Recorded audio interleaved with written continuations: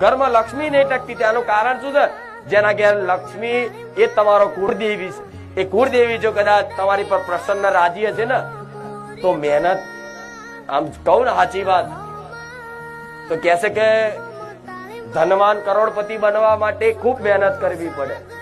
હું માતા એવું કહીશ, દેવની કૃપા હોય ને તો આટલી મહેનત કરો ને આટલું ફળ આલે એનું નામ માતા કહેવાય.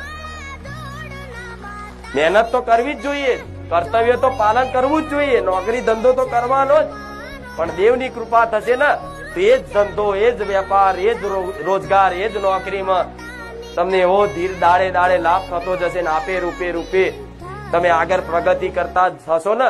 અને 2-4 વર્ષે તમારા ઘરમાં નવી નવી વસ્તુઓ આવતી થઈ જશે.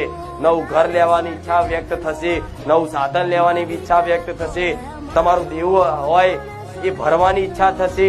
આ બધું અંદરથી માની કૃપાથી થાય. કઈક મારા ભાવિક